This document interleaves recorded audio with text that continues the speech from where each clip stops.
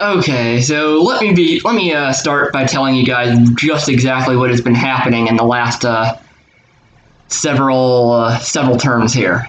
I don't think I've actually recorded anything since what I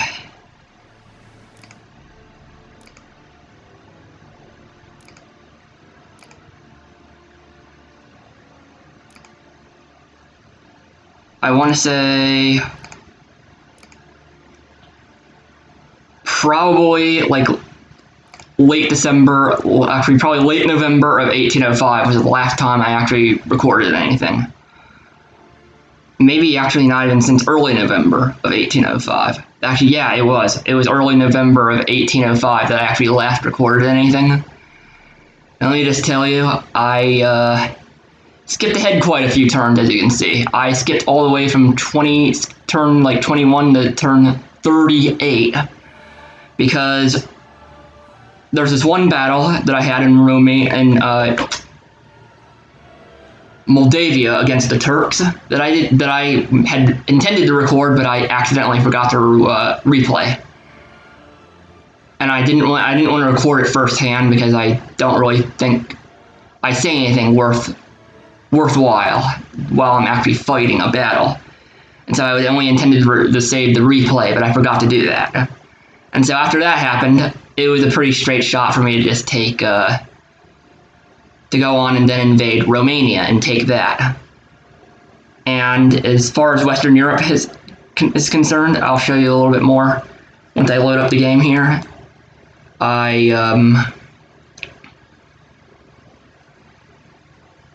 Once this loading is done,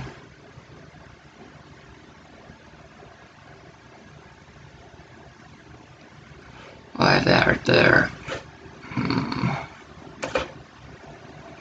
Okay.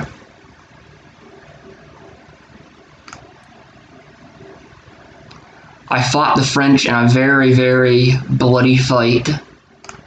The French actually invaded Württemberg once again. They tried to retake Württemberg, and they were actually closer to success than I had ever wanted them to be. And the reason I didn't replay that fight, it was an epic fight. Napoleon himself invaded. I took him out temporarily. But the problem is, he, oh boy, it was after Napoleon, I took out Napoleon with my artillery, that the French attacked me, and I was in not such a great position when they did that. And basically what I could say happened is that they attacked me on not great terrain. And I did win the battle, but it was much bloodier than I had wanted it to be.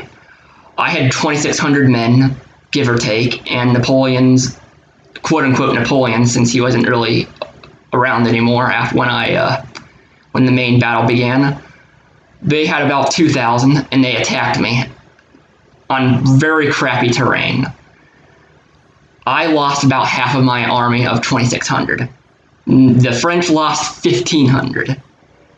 Now, mind you, I'm playing this on hard battle difficulty, but still, even given that, there's no excuse for losing 1,300 men to your enemy's 1,500, even if they are the French, and they are. And it is on hard difficulty and everything. No excuse for that. So I decided a lot of it involved a really lengthy artillery duel anyway. And I didn't really want to have to edit that, and I did not replay that battle. It wasn't really, I think, worth replaying, even if it was in some ways a big epic fight. It was just kind of a disaster. But anyway, I won that, but since I lost so many men, it didn't really see me making any progress on this particular front. As you can see, the French have that's 7 units. They have maybe about as many men as I do now. And so yeah, that kind of sucks. So hopefully I'm going to make another attempt and hopefully fight a better battle. And of course I will be getting a some reinforcements next turn. But the biggest problem, one of the biggest problems in that fight I had was the fact that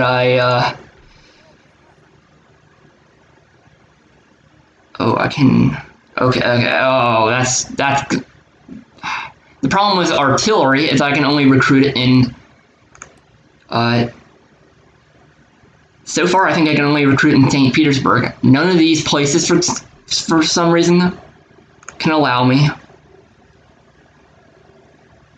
to recruit any artillery. There's no option for a cannon foundry or that or whatever, and that really blows. Obviously, the Tyrol doesn't give me anything. Doesn't give me any artillery. Again, really sucks. And see, I have these guys. I have this guy here. Oh, yeah. This is not such a bad army here, but the problem is, I actually think I'm going to send him back up north. I've made myself a frigate that I'm going to use to. But it's going to take 5 turns to make that frigate. Oh, damn. That also really sucks. And I also have 3 turns. I have some 12-pounder foot artillery, and I'm wondering what else is this army short on?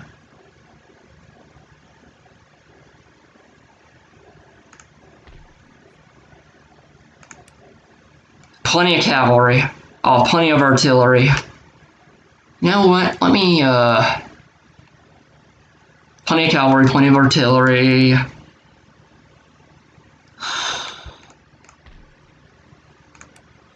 Light infantry? I think I'll actually go for some. Well, that's all I can do for right now is that amount of light infantry. I'm not going to worry about taking Finland until I absolutely have to, and I'll have a completely new army for that. But right now, my goal is to fight the French and their allies.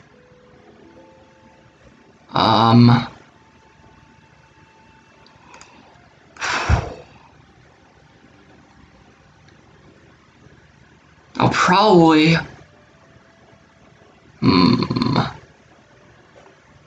Yeah, I guess I'll just have to march my army all the way to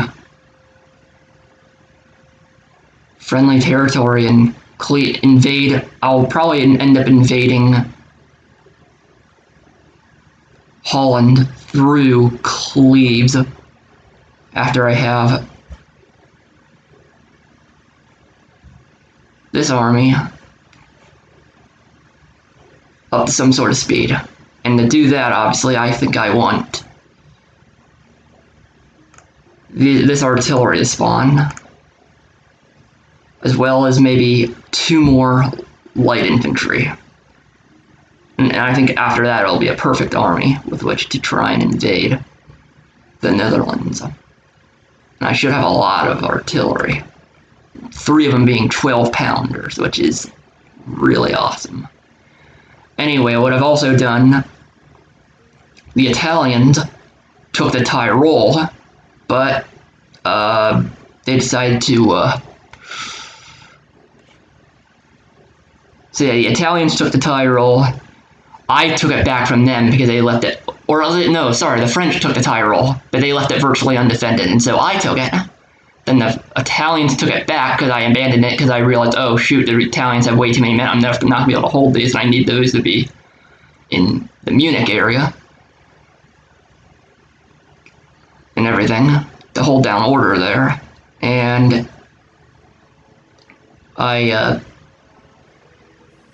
so I withdrew them. The Italians took it back, but then the Prussians came down for some reason. They were defeated in a fight, but then the Italians were trying to go fight the Austrians.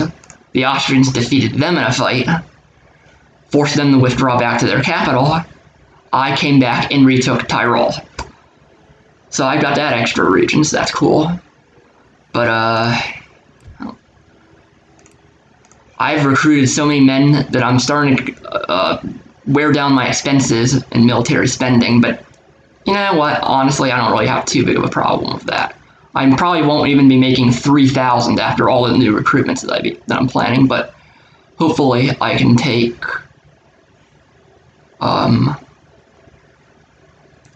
Strasbourg and Alsace-Lorraine at some relatively soon point.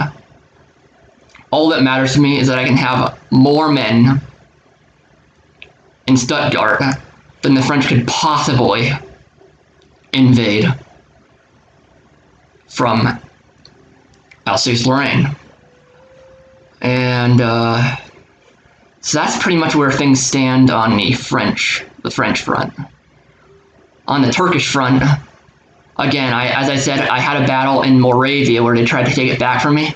I fought. It was a pretty epic fight, I would have to say, but I accidentally forgot to record it, which bad on me. And so I ended up also taking Romania, Wallachia, I guess you could say, and I've got my main army right there, kind of in a preparation, hopefully, to fight a battle against these guys here. They'll attack me next turn. I don't know if they will, but they might. But if there's one battle that I actually sort of want to show you guys, it's a replay. It's actually really interesting because the French actually, you know that army, that Napoleon's army that was just randomly around this area. And I thought that the Austrians had maybe finished them off or something. Well, as it turns out, Napoleon actually marched unimpeded through all this Austrian territory, through all this Prussian territory, without them ever trying to stop him, and got all the way to freaking Courland. I kid you not, my allies are completely useless. They threw the entirety of the fight onto me, and with virtually no men, this area in time to stop the French there, they ended up actually taking Courland. It's like Napoleon with a much, much smaller army. He actually tried to launch his invasion of my territories 6 to 7 years ahead of time. So he took Courland, and so I raised up just enough men to be able to prevent him from also being able to take Riga and Livonia. And I want to show you that fight, because the fight that I actually had in Livonia against a considerably smaller French army, mind you, was actually pretty good. So I'll show you that in just a minute as I exit the main menu here. I considerably outnumbered them, but it's really the only thing that I saved replay-wise that's worth showing you right this second. So I'm gonna wait, no, not load game. Play battle, view replays, march on to Estonia. Yeah. Yes, I was fighting a battle against the French in Estonia, and it was just originally just a 6 stack of Frenchmen that got to that area, because apparently the Austrians and the Prussians couldn't summon up enough men or enough courage to stop a simple 6 stack army, which is just pathetic. So these are the guys that I have here trying to defend Estonia and retake Courland. And as you can see, I'm just going to speed this up. I'm not going to have it in slow down mode at all. So they just have these guys here. One of them, of course, includes a experienced unit of grenadiers. There's their general's bodyguard and some mildly experienced line infantry. I, on the other hand, as you can see what I'm doing, I'm sending my men in kind of a flanking maneuver, try and get them from a positional advantage. But as you can see, what I'm actually going to do is send only half of them in that direction. Come on, yep. I'm gonna kind of get them in a little pincer movement. I'm gonna send half of them to try and attack them from this direction, and the other half to attack them from what will eventually end up being this direction.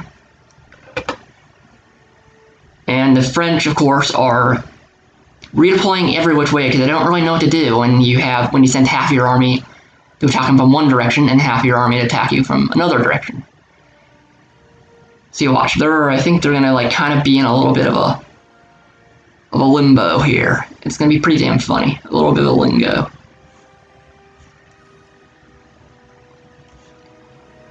And wait for it. Where are they facing? Yeah, they're facing that direction.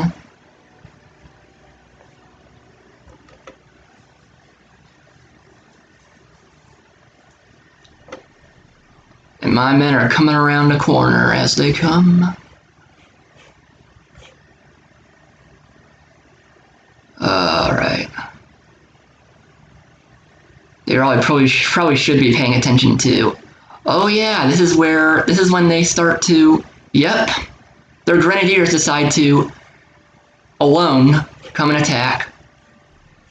So my men are going that way. They're about to engage those guys.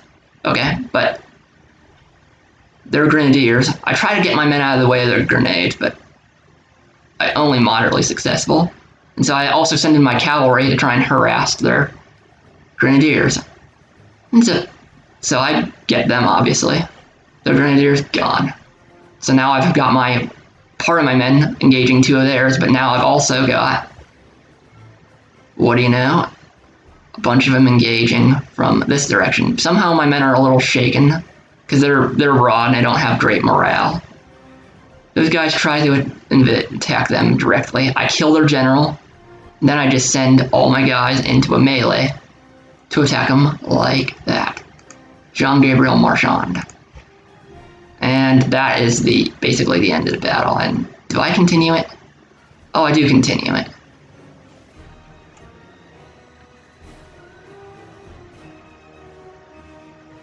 So nothing spectacular, but it was probably the cleanest fight that I had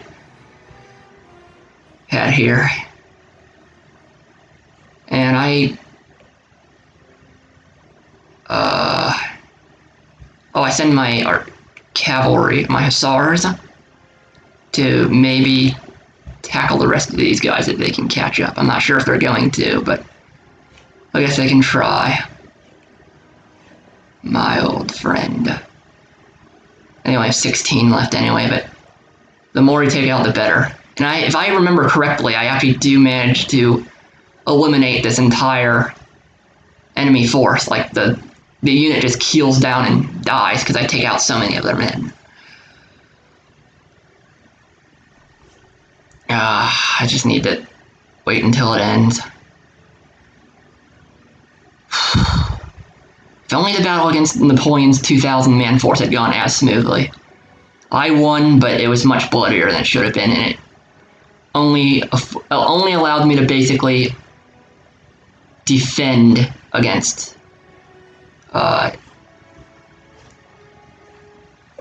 Napoleon's attack on Württemberg. It didn't allow me to actually make much progress on that front. But hopefully I'm going to be recruiting enough men that, yep, see, only 17 men got away, and those were 16 of them. I had 810, they only had 348. They had more experienced units, but you know how it all kind of turns out. And so with that, I eliminate the entire stack. I don't have any artillery. That's the biggest problem, obviously. But I will be getting some later. And so after that battle, I end up actually fighting another battle, which I forgot to replay. It was a little sloppier. I lost